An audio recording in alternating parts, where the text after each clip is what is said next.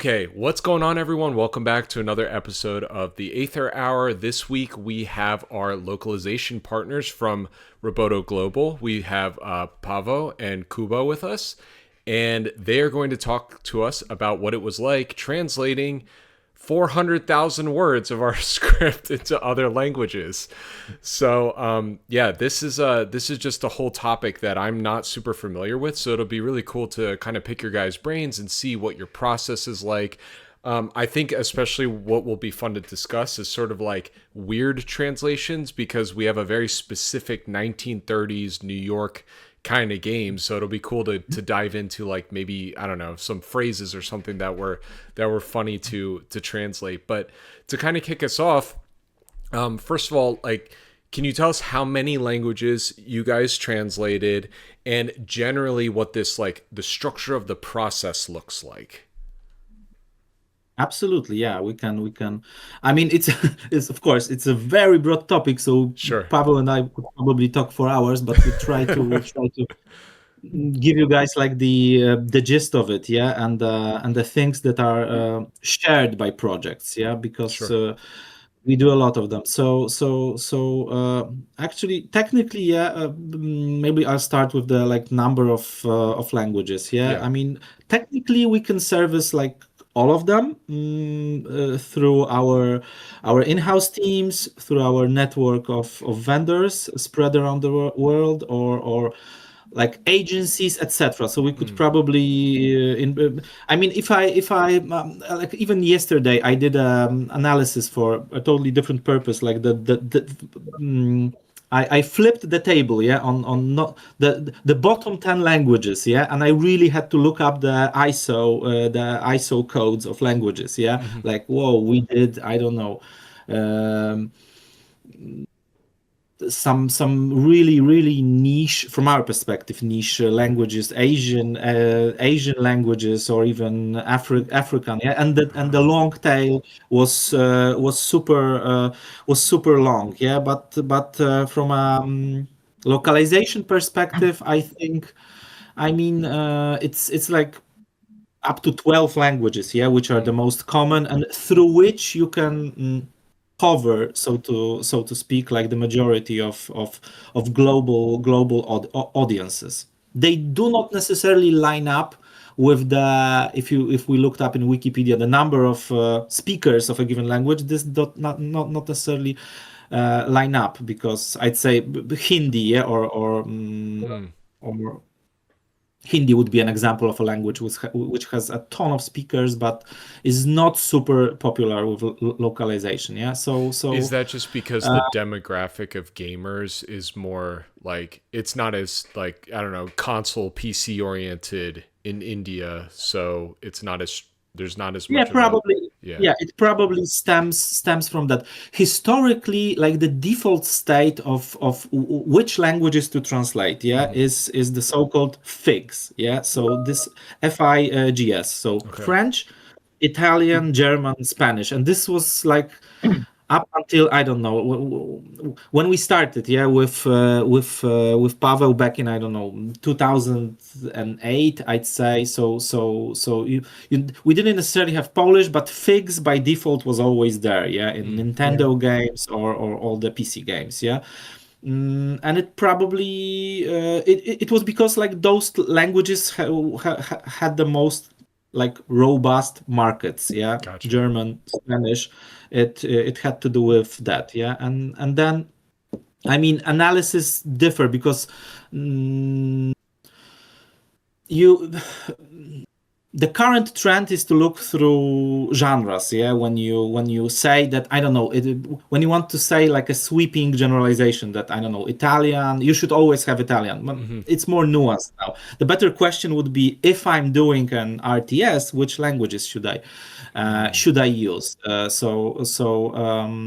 This is like the conversations which localization people usually have. But the figs, for sure, I would say figs are. So Russian is very prominent right now. Mm. Korean, Japanese, definitely in the top 10. Mm, Polish as well. More often than not. Yeah, Interesting. we see this trend with bigger, which is super great. Yeah, so the Polish becomes visible. And let me ask you Um, as well. Sorry, do you guys only do video game localization, or do you do like film and stuff like that as well, or commercial or yeah, we whatever? do that. We have background, Paweł and I, and also like on in the broadly conceived audio visual translation. So subtitling, dubbing for Mhm. animation and movies. Yeah. But still, I say we specialize in gaming localization. Yeah, And is that and just VO. Like because of your guys? 90% Yeah. probably. Go Yeah. ahead. Sorry, like 90% of what we do, even more, is gaming probably. And is that because of your guys' like personal interests generally? Like you guys are gamers and that's just what you want to work in, or is it just kind of happenstance that you mostly work in games? I think it was the owner of the company basically made it as a gaming translation company in the first place. Hmm. Am I right, Kuba? You know the Yeah, story probably better, but absolutely. It was a natural like Mm, flow of development because Bartek originally also was a translator by education, and he Hmm. worked as a freelance. This is super in terms of Polish localization. It's prehistoric times, yeah, because it's really early knots and whatnot. And we didn't have many. I mean, we had freelancers spread across, I don't know, the bigger cities where I don't know, we had CD Projekt back then was a budding company. Yeah, like this was super pre-Witcher times. They were also distributing games, but this is like ancient ancient history. So we didn't have. What I'm trying to say, there was a natural void. Yeah, there were networks of freelancer, and there was a natural need to like create companies, which we later could call localization agencies, LSPs, which specialize in gaming. Yeah, Mm. so Bartek created that, and this like within a decade like created. I mean, naturally a huge demand for that. This also like the stars aligned, yeah, because this also aligned with back in the days with PlayStation's strategy to localize everything and to provide voiceover dubbings for their games, yeah, Mm. for Polish, and this is how we started, yeah, with Polish. And again, everything is like naturally flows for that, yeah. We translate games. Yeah, we have a company which services game publishers for Polish. Yeah, but then the conversation started. Maybe we could do other languages. Mm. Yeah, so we started looking for. There and still is an increasing number of expats. Yeah, in Poland. Yeah, like Mm. Spaniards, people from France, Italy, stuff like that. And there was like natural demand for those services. Yeah, we had an increasing number of clients, and it absolutely made sense to have them all under one roof. Yeah, centralized. Yeah. How do you get someone to prove to you that speaks in a different language that they know how to correctly translate? Like what does that process kind of look like? If they're like, "Oh yeah, I can translate Italian." It's like how do they showcase that they actually know what they're doing? We devise usually. This happens, the recruitment process is if it's a new person, Hmm. it has to be a sample. Yeah, it has to be a sample, a good one, so a relatively short, because like we don't want to overburden anyone. I mean, unless it's a paid sample, then it can be Sure. more extensive. But usually the industry standard is I don't know, 300 to 500 words, and you cram into that sample as many like different types of texts you can imagine. So I don't know, a fragment from UI, a few dialogues, I don't know, a punchy one-liner, yeah, from I don't know, a marketing line, for example, which is super idiomatic, a joke, a fragment of a song, and you give usually it's like an overnight task, or someone you do it on the premises, yeah, so as to make sure that not a 10-person team wasn't doing that, yeah. Sure. Yeah. And So it's evaluated by either in-house people if we have them, or our trusted vendors Gotcha. if we don't have in-house people yet. That's But I interesting. don't know who's the first trusted vendor. Yeah, right. Wasn't how we found them. Probably it was just a bit of luck needed, and maybe references. That's interesting. Yeah, because yeah, especially with games, there are so many elements of needing to translate. Like, I have a very limited knowledge of other languages. Like, I've taken Spanish growing up and stuff like that. But you very quickly understand that, like, once you start getting into more like complicated, specific words, especially for specific things, like marketing, as you brought up, like, you know, there's ways of approaching speaking about that topic that would be different from country to country. So I can imagine that, like, especially with a game, giving them all this list of all of these different things is extremely important. Absolutely. I think this is one of the reasons, like, to be maybe more on the philosophical side. Why do you need localization agencies? Basically because of that, yeah. Because we work with people whom we know, whom we've tested already, yeah, who specialize in gaming, yeah. We give them gaming projects to do, and through that, and of course our processes, tools, etc. We like naturally guarantee that the person who's doing a given project for a given client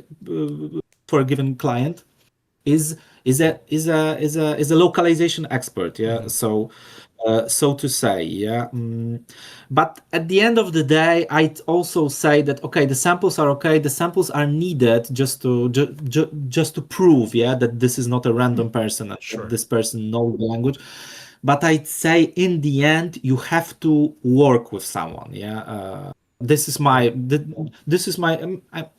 maybe it's not a very hot take, but this is like my take that in the end, if I want to say with 100% certainty that I know if a person is right for the job, I need to do a project with that person, yeah, and we do that, yeah, and we have means to do it in a like to give a live project to a person, and at the same time ensure that nothing unexpected happens, and we do it by way of I don't know, a person, this like junior person, or the person whom we're trying to test out is basically translating, and someone more senior, more experienced is reviewing after that person, yeah. Yeah. So what is kind of the process look like? Like, I guess let's just talk about Aether and Iron. What was this process like? Who was kind of your go-to person if you had a question? And were there kind of questions that came up throughout this process in terms of, you know, explain like phrases and stuff like that, I guess, as an example? Yeah, I mean the most unique thing about translating games is the whole Q&A process, because when you're like translating movies or literature, you don't usually have access to the author, or well, not always you don't have access, but in gaming we almost always have access to a dev or somebody who can contact the dev, and we use the Q&A, so questions and answers sheets, for any stuff that we don't know the context, and we have to ask the makers of the game, basically. So we were asking you guys if anything was unclear, Gotcha. to clarify stuff. So And is that also there's you get those notes up front before you even start your work? Is that kind of what you're saying? No. we get some like reference materials. We got a lot from you on Aether and Iron, so we could really dig into the game, and we even got some keys for Steam for our translators to check out the game itself, which is not an industry standard, and it should be, because it's much easier to to get a beta build and take a look at it.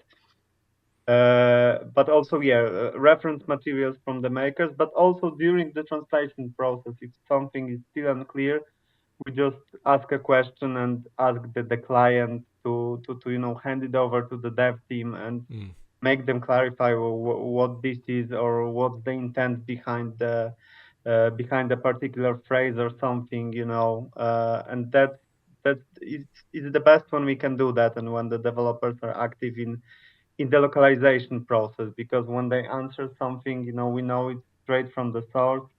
That's what they meant. That's the context, and that's the best way to do it. And we had that from the get-go, from you, the source material. So we can, like in the beginning, whenever it's possible, and in this case it was possible, we try to, first of all, it's great when we can use our in-house people, because they are our people. So majority of the people involved, because I checked, it was like, due to the scope of the project, we used like from 3 to 4 translators per language. Wow. We did 3 of those, and up to 2 reviewers. This is, I mean, ideally, of course, it's 1 translator, 1 reviewer, but with 400 it's quite a lot. It's not feasible. We would have to have a lot of time to do that.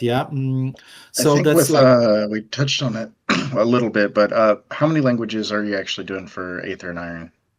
Or 3. Which languages? 3. Polish, German, and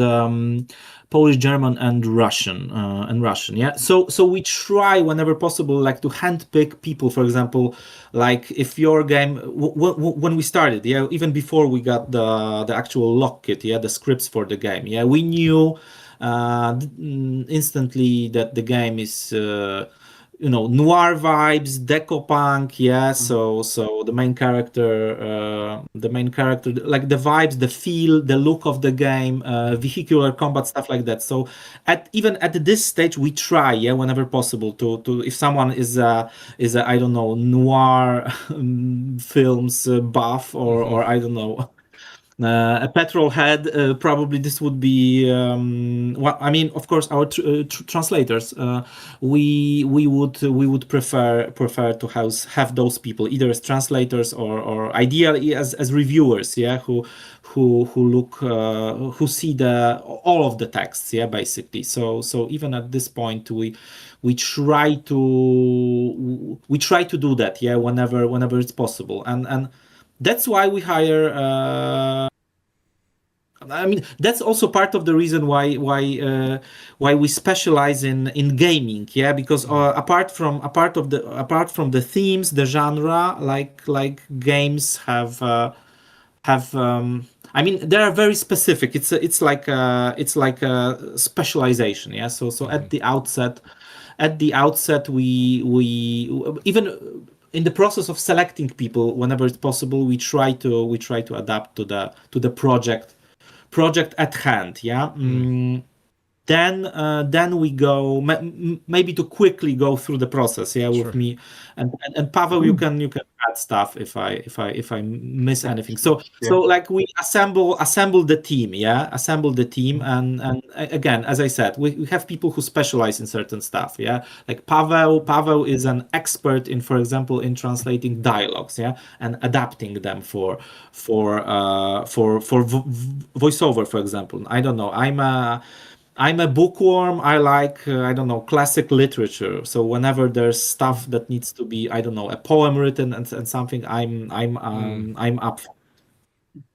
Then we try it again, if it's possible. We can do it like on the fly when we translate, but we create a glossary, a glossary of terms. This is super important, which we use. Sometimes we can do it beforehand. We can extract the terms from the text, but this is not a necessity. We can add them. We can add them as we go. We have, of course, kickoff meetings. So that's why. So the materials you've shared with us are super like valuable when you can get into the mood, because once the work starts, once there's a fixed deadline, usually you just go, you just plow ahead, So I really what materials have you found like the most helpful in the localization process? I think the first part, what I like is like one pager of a summary of the story beats. Yeah, because I mean, it. I don't know what sounds obvious and not, because it's not that obvious. Yeah, I can't give specific examples, but really sometimes coming from even big publishers. Yeah, we had huge IPs, which were like. Presented to us in a horrible fashion, like to give the worst examples, like I don't know, dialogue script sorted alphabetically, for example. Like imagine 10,000 strings just sorted alphabetically, and it was not a trivial task to like undo it. There was no logic, consistency. What's the dialogue prompt? Yeah, what's the reply? What's the speaker? What's the gender? Stuff like that. I mean, we still, sorry to say that we still can work around that because we specialize in this stuff, but it's, you're not focusing on the challenges and the more interesting problems, like how to render something in Polish. Yeah, stylistically you're just fighting with the technical aspects of the text. So a story summary, character bios are super good for us. Again, or one thing that solves everything is just access to the build. Yeah, like we had with you guys. This is super helpful because like a 2-3 hour session with a game like works miracles. Yeah, when you see the UI, the general look and feel of the game, there's a ton of stuff you can even intuitively extract, and this really helps in the localization process a lot. Yeah. I think by the time you guys were brought on, we had already begun doing the VO for English. Is that something that you find helpful when translating into other languages, like having the voice acting, even if it's in English? Oh yeah, for sure. Absolutely, especially for when you're when you really try to like localize it, yeah, to render it in your native language, so that it really resonates with the local audiences. VO with dialogues. I mean, we do a lot of we do a lot of dubbing stuff, yeah, and script adaptation. So the things which are in the text versus what is in the actor's voice, it adds a lot of nuance, a lot of detail to how you translate it. Yeah, and I mean I can tell like empirically, yeah, because Paweł will probably nod his head, yeah, because we had situations where when we started like without the reference audio, either in the game build or separated audio clips as a playlist, and then got them, yeah, mid-process, and it's a night and day difference for a person, for example, translating dialogue. Still, everything can be done. We can do without it, but it's a boon, and it always helps. It always helps, and it helps a lot. So yeah. So the reference materials. So they don't have to be. I mean, because sometimes it's like overkill. But I remember for one project we received like a 400 pages PDF, like the whole GDD. Yeah, I mean, again, not possible to go through all of that. Yeah, so a quick story treatment, the main story beats. How maybe the story structure, yeah, how it branches, if it branches. Some major character bios. Yeah. So when translating. From like English into Polish or German, is it a one-for-one translation, like word for word, or are you getting the feel or the theme of like what's trying to be said in English and translating it? Like how much is it a one-for-one versus getting the tone and the message across in a given language? No, of course you try to get the tone, sometimes the whole paragraph or the whole dialogue, not just going word for word, but trying to understand the word place in the dialogue, the tone, the character, like motivations behind what's being said, if it's a dialogue, or some hidden like gems in the descriptions.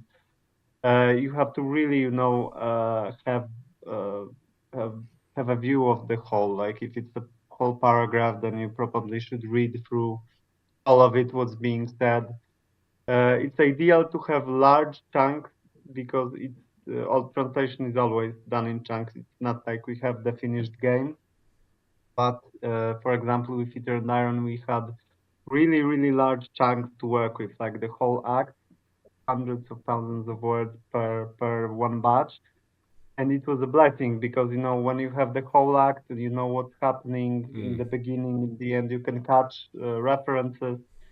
It's much better, the whole, more holistically you can look at the whole text, the better it is, basically. I must have oh, continue. Go for it. Oh, yeah, I was just going to say, so would you say that's kind of the major difference between what is translation and what is localization? Of course, translation is a part of localization, but of course, localization is a process, and so that, I guess, is more of what you guys are after, is really capturing the essence of what we're trying to convey and not translate an exact word, but to get the player to have the same feelings and experience. And Yes, Yeah. whether you're in this absolutely. culture or that one. Yeah. This is especially true for stuff when you have to be creative. Yeah. So I mean, wordplays, like neologisms. Yeah. So I don't know, place names, for example. Yeah, where they are like proper names, names of characters which are telling in themselves. Also stuff that. I know things like localization, yeah, things that are clear in English, for example. I don't know, references to how, I don't know, I like an example that comes to my mind, like in dialogue stuff, like I don't know, for example, I don't know, IRS, yeah, when someone says the IRS will take you or something, and it's not about the IRS, it just stands for the tax office, yeah. Tax office. It would be prudent to maybe to at least think about it. Will it be clear if I put like IRS, yeah, like FBI? It's cool. Everyone in Poland know what FBI is, but IRS, I know what IRS is, and Paweł also, because like I don't know, we Yeah. studied English philology. We know what IRS is, but I would say that for many people, especially younger audiences, it might not be that clear, yeah. So instead of like IRS, we would put a thing that says, render it as, I don't know, the tax authority, or I don't know, the government will get you. Depend of course, it's super contextual. I'm trying to Yeah, because on the spot. I guess like Poland would Produce an have example. Poland would have its own type of IRS. So like in what scenario would you just be like, oh, we'll just call it what our tax office is, so that they understand immediately what it is, or do you come up with a whole new word to represent what the organization is?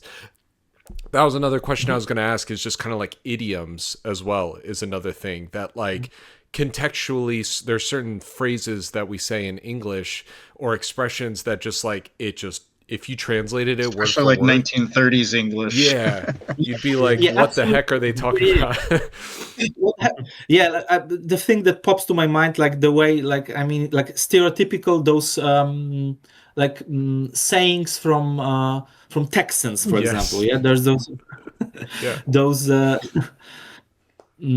sayings. I Yeah, know. I'm which is in Texas right now, and I can't even think of one off the top of my head. It's like, it's always like, you know what I mean. It's probably Yeah. funny also for you if you're from a different region. Yeah, so rendering that in Polish, for example. Yeah, it would be tricky. You'd have to you cannot go like literal with that. Yeah, because I don't know, a lot of those sayings involve, for example, I don't know, farm animals. Yeah, or are related to farming, for example, and in Poland, we do have farmers, but there's probably a different vibe. So Yeah. I'm saying it's not in the words. Yeah, it's not about the words. You'd have to think about what is this character actually trying to say? Yeah, is it about this saying, or through those, for example, sayings, we have a view of that this is a person who, I don't know, is not, for example, not super intelligent, or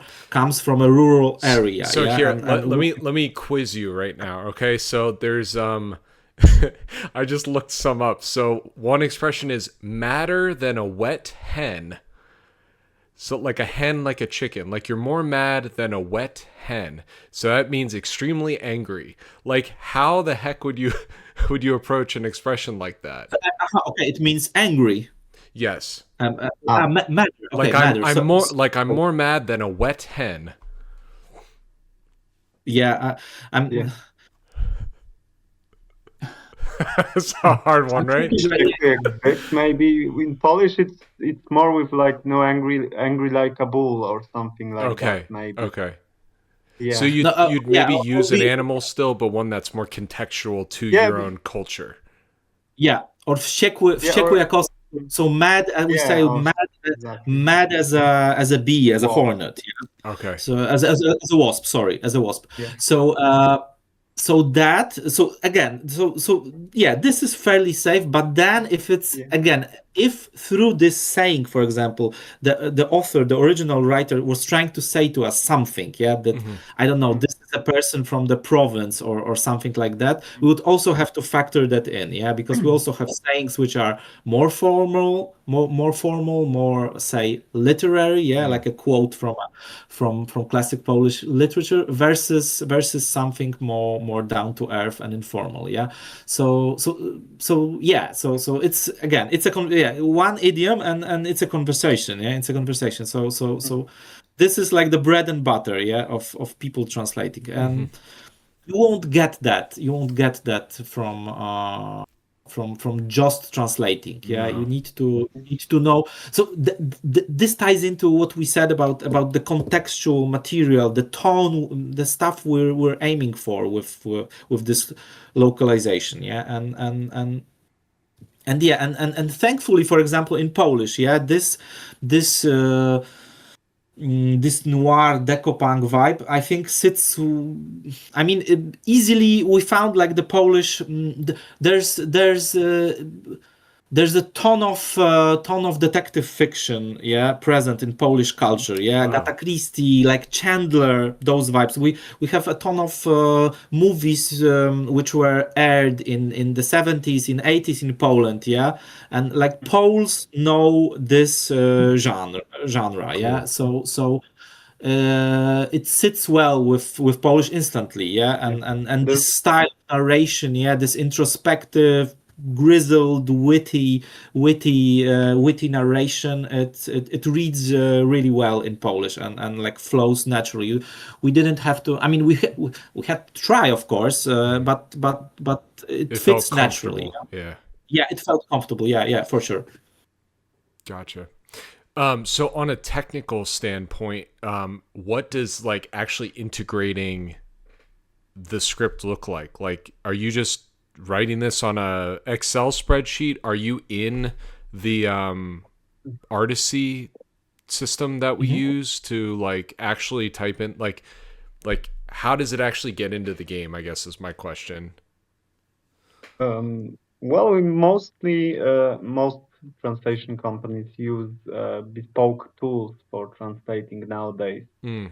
There are a few more popular ones. We use one called MemoQ. It sometimes starts with an Excel file because there has to be like an input file where you guys put the script in it, and but it's a whole different interface that has all helpful tools from translation, like Kuba mentioned, glossaries. They're embedded in the program itself. So when it sees like a mechanic was called something, in the original, it remembers that it was called it, and it will remind you that that's the name of the particular mechanic, and you shouldn't use other terms. Yeah. Gotcha.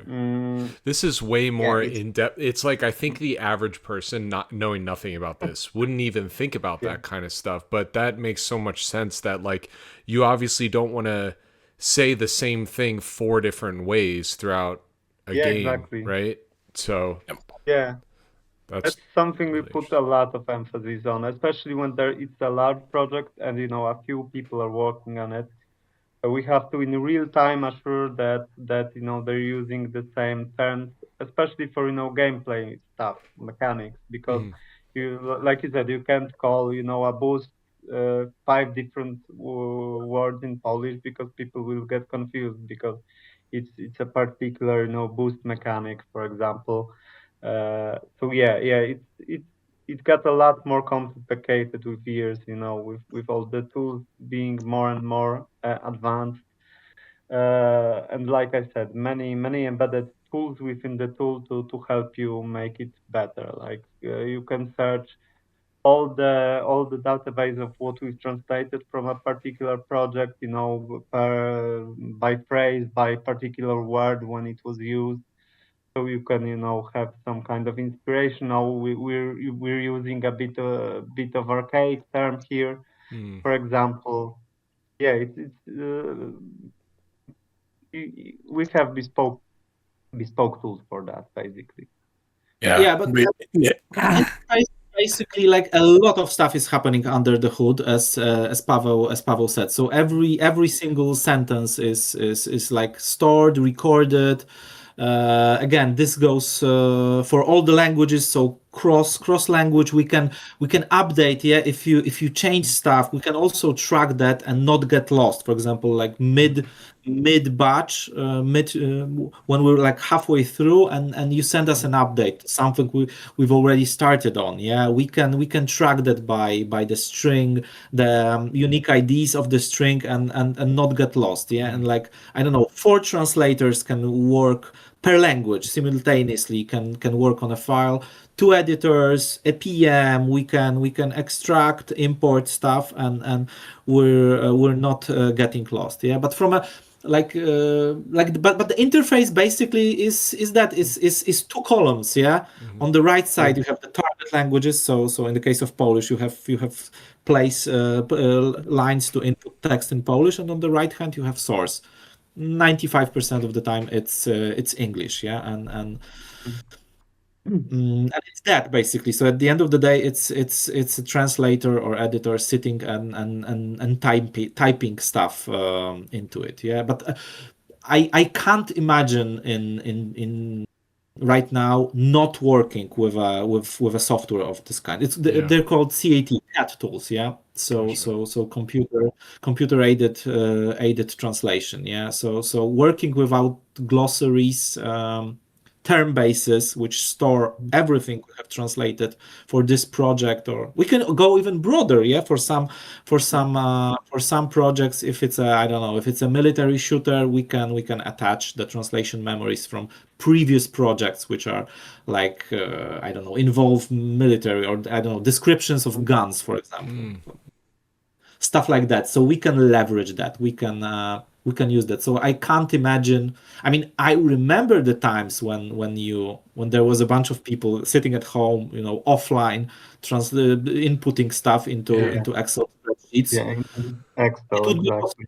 possible. Doing this Eastern Iron, it would be impossible. Yeah, in that timeline to ensure like consistency, basically of all things. Yeah. Yeah, another term for those tools are called CMSs, or content management systems. Is another tool that they get referred to as a lot. Basically, a database. Gotcha. Yeah. That makes a lot of sense. And then depending on the tool, that can either like integrate with your game engine, or you can export from the tool into a format that the game engine will take, which is usually like a CSV file or maybe an Excel file, depending on the engine. XML sometimes. Yeah. XML. Is another good one. I see. Interesting. So In those, go ahead, Gina. oh yeah, in those glossaries and dictionaries of words, I would imagine there are some cases where, like, German notoriously has very long character counts on their words. Finnish is another example of that. How do you sort of get around that? Do you already have sort of these suggestions where, these commonly come up in UI? I can't imagine that, you probably don't. You probably have that come up on every project where you're trying to Yeah. fit the characters into the space and make it work. And yeah, so what is that like? Are you using we have abbreviations that have become ways common of- practice, or we have ways of trying to ensure that at least most of the texts do not exceed, for example, character limits.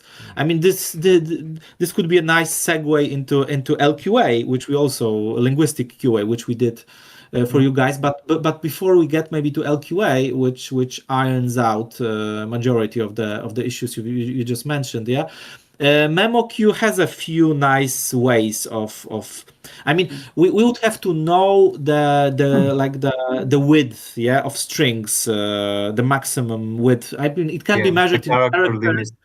Yeah, sometimes they are more sophisticated. Like you measure like how wide the W letter is and the equivalent of like you can go 16 W's, yeah, because also fonts are. I mean, it's super technical, so maybe let's not get into that. I'm just trying to say that you can do it like line by line, string by string. You can say those lines in the interface cannot exceed like 150 characters, and thankfully MemoQ has that feature, and it instantly glows in red when you exceed that in the target language. So but of course you need to know the limitations, yeah. But if they're super restrictive, like I think a series of projects we did for a big publisher, mobile games, yeah. This is especially true for mobile games, yeah, where the interface is usually super cramped, super tight. It's relevant, yeah. So we have ways of checking that, of tracking that, and instantly seeing where if we spill out of the lines or not, yeah. But I think the final you have ways to do that, like you mentioned, using abbreviations, or if it's a description, you just cut out all the superfluous stuff sometimes, just get that gist across. There are many ways to do that, different in like UI segments when there's really not a lot of wiggle room for cutting stuff out. When main menu you have two words, you have to use both of them because they're both important. So yeah, then you abbreviate.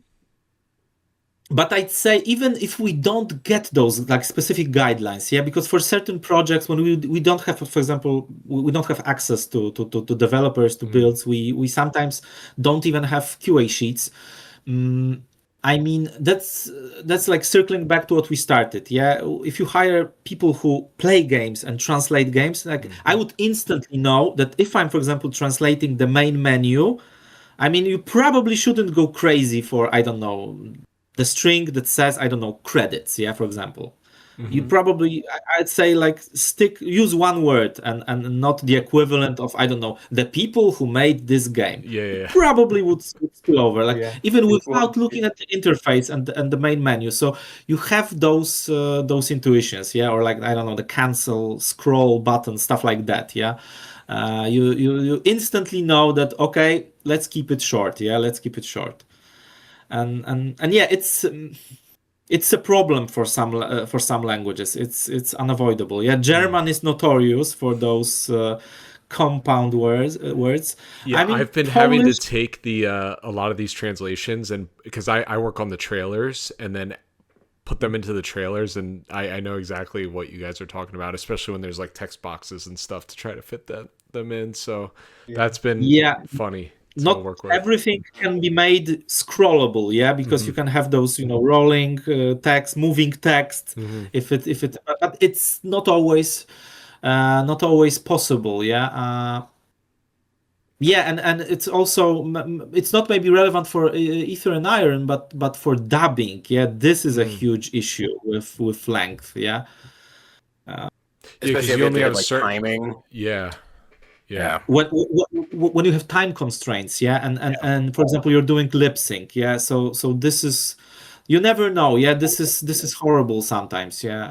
I remember I spent an hour once on a game very known IP, which I cannot name due to NDA reasons, but it's irrelevant. Like, it was a super close-up shot of two people, like the protagonist and his romantic interest, like super close-up shot. They were after a huge, like, say an encounter, a boss fight, and they were having an intimate moment. They having a conversation, and the conversation concluded where with a phrase by the main character, like, zoom on his lips, good talk, yeah, and it was super, like, uttered super fast, yeah, good talk. Yeah. And I spent like an hour how to put it in Polish, because, like, it's two syllables, yeah, good talk, and in Polish it's the thing that popped to my head was at least. It's also, you have to do it, like, stylistically, stuff like that. So again, these are the limitations of translation. Yeah, this is where localization comes in. Yeah, and I rewrote the whole dialogue because it was like the punchline. Yeah, the seal on the whole dialogue. So I had to rewrote the whole dialogue a bit, just leaving the intentions and the overall vibe of the scene. So it lands in the end with this good talk phrase. Yeah, so it's a huge discussion. Yeah, and yeah, let's not even get started on Arabic. Yeah, when you go from right to left, or family fonts. Yeah, where Asian languages use different ones. Yeah, and like recently, just a piece of trivia which has to do with what we're talking right now. So like those space limitations, and by extensions the fonts we're using. Like in one project, the developers, like, I didn't know that our Japanese like linguist approached me and said, I think I wouldn't even think about it. Yeah, a font was used that handles like the UTF-8 encoding that has all the characters, and it was used for all the languages, including those Asian ones. And he approached me and said that there might be a slight issue. Again, it's minor, but it's still the case that we are using. For Japanese, we would be using a font, like the style of the characters, which are typically associated with China. It's a Chinese thing, and in Japan, like, they would use a different, like, a font for that. Yeah, so like, I wouldn't even thought of that like a family font could be like telling for a Japanese person. Like, he would say, I instantly know that the localization was done in Europe, and you don't know that you should use a different family font. Yeah, family font family for that. Like, it's super subtle. It's super subtle. Yeah, but I guess you just learn that stuff over time, and now you have a catalog of all this information of how different cultures represent different things. So that's kind of cool. It's kind of interesting. Yeah, it's super. And yeah. So this is also part of discussions about localization. Yeah, and I touched upon LQA because we also did LQA for you, and which is also great. And again, we're not taking this for granted, because it's not by default. Yeah, it should be done on every game, especially of that scale. Yeah, LQA should be performed. Yeah. And we have that, and LQA, apart from, of course, like, it's another pass on the text, yeah, but in context this time, it's the first hours, yeah, are basically for that. Yeah, you just pop the menus, the main interface, yeah, and see if everything sits there, yeah. Like visually, yeah, and spatially. This is super important. So it's super important, and unfortunately, some of the bigger publishers sometimes skip that, and it's absolutely horrible, and shouldn't be done. Yeah, and even a few days, even a minimum amount of time, because I get it. Yeah, I get the timelines, the deadlines, the budgets, but we really always suggest and suggest that you should be able, as a publisher, as a developer, to carve out even a minimal amount of time for LQA. Yeah, because again, this is like this is the final touch, and I could give examples of games like even recently. We did a game. I'd say we did a great job, yeah, with translation, with the scripts, and the VO. But we found out after the release. But there was apparently, I'm like connecting the dots. There was no LQA, and it absolutely like tarnished the initial reception from the reviewers. It was a good translate. It was a very good translation. We put a lot of effort into that. We did VO with the best actors, etc., etc. But some of the some of the stuff was not translated due to technical reasons because we didn't get the update. Yeah, so it was left. Some strings were left out in English. Overflowing text, missing VO files in Polish, and mismatches between translation, which was up to date, and VO files, which we recorded during the pickup stage, but weren't implemented. Yeah. And this is a telltale sign for me that no LQA at all was performed. And this is bad because, like, again, it instantly, I won't say ruin, but if you, it's if like you you know went what through you the effort to do all of the translation and stuff. You Yeah. might as well make sure it's in the game correctly, right? Yeah. yeah. And I'm not saying hundreds, like 500 hours. Yeah, no, even a few days, just to iron out the kinks, that are most perceptible. Yeah, and I remember even me as a player, like I remember I opened a game once, and like, I don't know, first fight, first encounter, and like it should have read "you win," and something was truncated, in the "you win." Like, this is something you probably see. It was like a tactical RPG, and instantly I instantly knew, okay, no LQA, no one even bothered with running the game localized. Yeah, this is also an important part. The LQA. Yeah. So And it's besides, oh, sorry.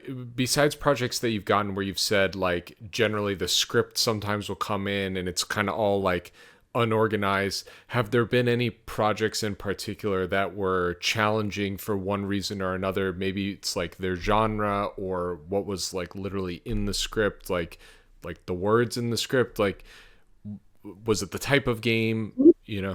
Yeah, a ton of them, because like with game localization is great for me, and like that's why I've been doing that, Paweł and me, for like 16 years, because you never know, like, projects are so different. Military shooters, I don't know, then switching over to fantasy. Racing game. Aether and Iron, we're in the noir territory, detective fiction. So it's always new and refreshing, but you get surprised. I don't know, the thing that pops to my mind, like, we did a very famous recently game set in Japan, in feudal Japan, with samurais. Okay. Takes place, can't tell you the name, but it takes place on a small island called Tsushima. For example, and it involves, for example, the main character can have those like peaceful moments when he can write haikus, for example, and we really wanted to go.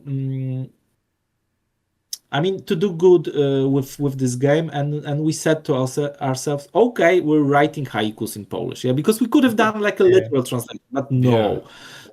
So we spent a lot of time analyzing the meter, how it's structured, the haiku, and we did that, and I think that the effort paid off, because a few reviewers noticed that. That's cool. So on top of that, we had also, right now we also have people who know Japanese, for example. So we consulted because we also did VO, so we consulted them on that. So we also made sure that the pronunciations are Japanese. The actors were coached how to pronounce everything correctly.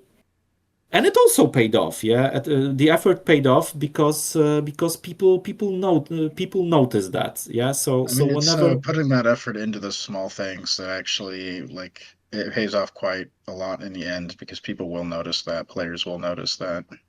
Absolutely, and translators really take pride in that. Yeah, yeah. Like again, like most of the times we're doing also the games. Like we're gamers as well. Yeah, so this is like Yeah. again circling back to what we started. Yeah, we know games, we know the grammar of games, so to say, how they are structured, and we're players also, and this also like this helps because this also like pushes you, yeah, to give it your best. Yeah, so I don't know, writing poems, I don't Probably know, Paweł, songs like as well is you know, difficult. Yeah.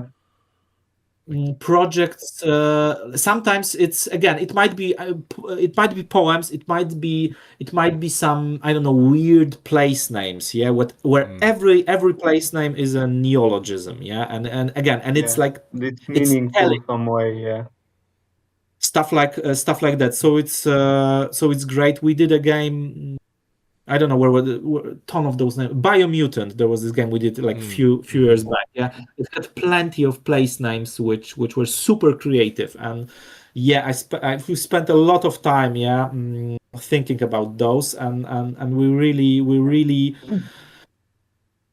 I think the translators did a great job, and they really could have spread their creative wings, so to Yeah. say. Yeah. So sometimes maybe it's not so poetical, but more technical. I remember Yeah. I The first other part of the spectrum, right? The I did a few creative stuff, and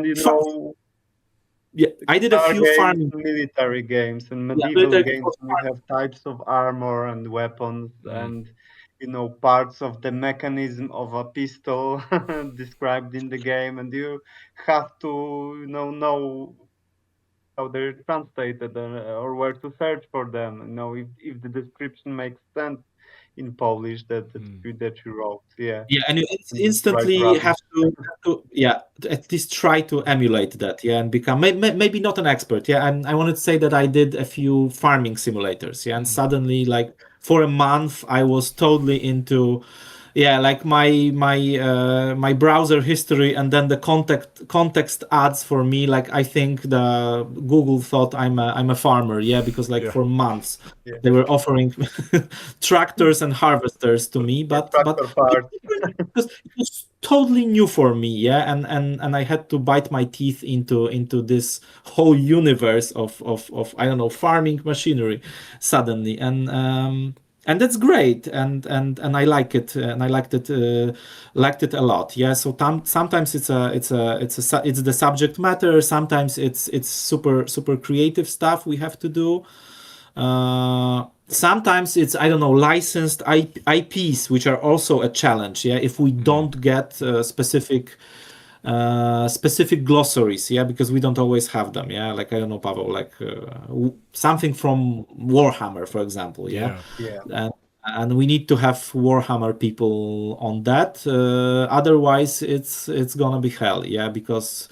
Because even the if audience, it's not like a sequel to a game, there's still context of a previous game from whenever ago, and it's got to sound like it's in the same universe still in a different language. I can imagine that's crazy hard. Yeah, that's a huge challenge for me when I think about when we start projects which are for example sequels of follow-ups to big IPs, and the previous ones, I don't know, maybe were done a long time ago, or I don't know, the values changed. No one's keeping track because the world's biggest IPs, I mean, they have dedicated people, yeah, who make sure everything is consistent. They double, triple check it, but it's not always the case. Yeah, we get a game, I don't know, a Smurfs game, or I don't know, Asterix and Obelix, for example, and it's not like there's a dedicated person who tracks all I don't know, comics, books, animations, yeah, and we again, of course, we could just go, okay, let's just translate it all from scratch, but we don't do that, yeah, because coming back to that, we always want to honor the previous translations and stuff that's even if not formally or officially, but still established. Yeah. This goes for we did a few, I don't know, animes, for example, yeah, recently.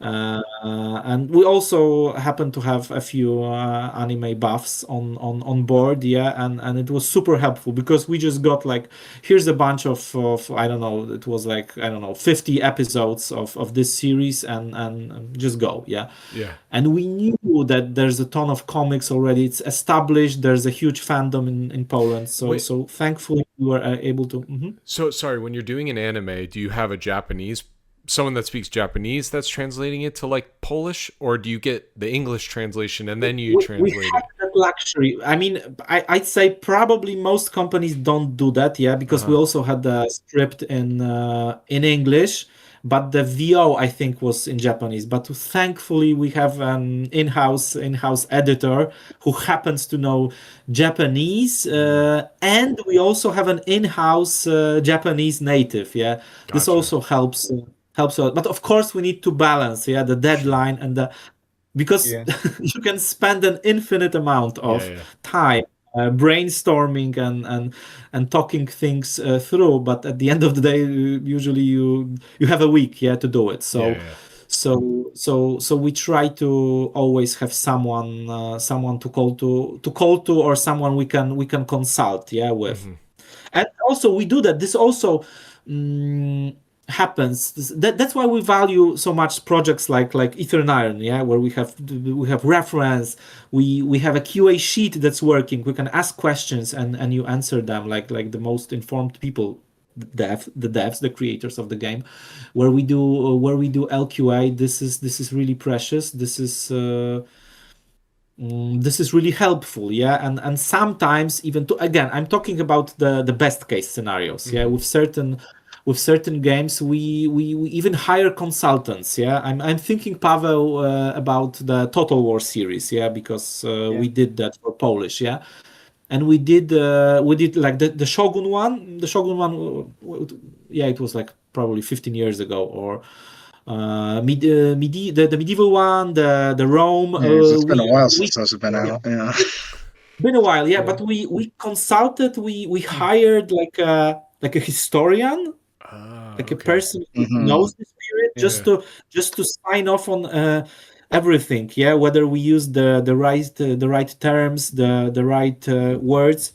Because if a game is super specialized, yeah, it's sometimes you cannot even Google some stuff, yeah, when you have, I don't know, specific parts of a plate armor, yeah, and When I mean, again, when we were doing Pharaoh, it's min-maxing, yeah, but the historian would say, okay, this game it's 15th century, use this word, but this came into the Polish language in the 17th century, so it would be off.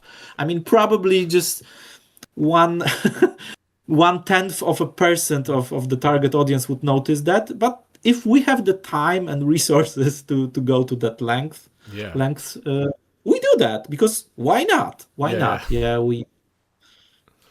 So. What were you gonna say, Paweł? What? You were gonna say when we were working on. Yeah, I was gonna mention from the Total War series Pharaoh, because it's a really ancient history and it's really obscure, and it was a lot of research went into finding tribe names for some obscure Bronze Era age tribes of the Mediterranean. Yeah, so it's sometimes really a lot of research has to go into it, or you have to have, like one mentioned, experts that help you with it, because there's no Google search to help you find some of the stuff. So you have to have this mindset, yeah, on every project, that you never know what pops up, yeah, in the next batch, for example. Suddenly there's people singing, yeah, or there's I don't know, iambic pentameter suddenly, yeah, and people saying their lines in couplets, yeah, or stuff like that, or a 10-page description of an engine for a Dodge Charger, yeah, and suddenly you have to be an expert, yeah, on that.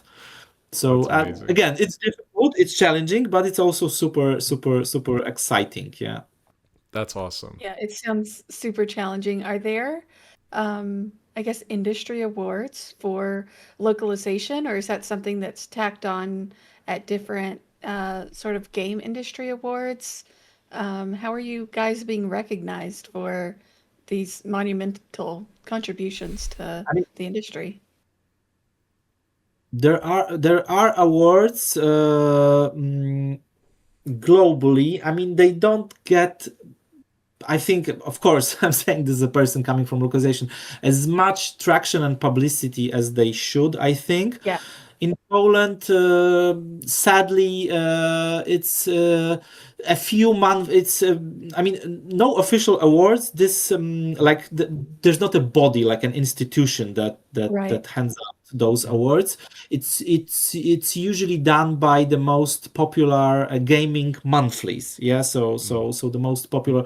There's not a lot of, unfortunately, those printed monthlies left, but there are still like 2 or 3 of them, which have a healthy circulation, and they organize. It's not specifically for localization. It's like our awards here, yearly awards for the game of the world, the game of the year, the best strategy, etc., etc. And they sometimes create, because it's on off, but they do sometimes create the best localization. Yeah.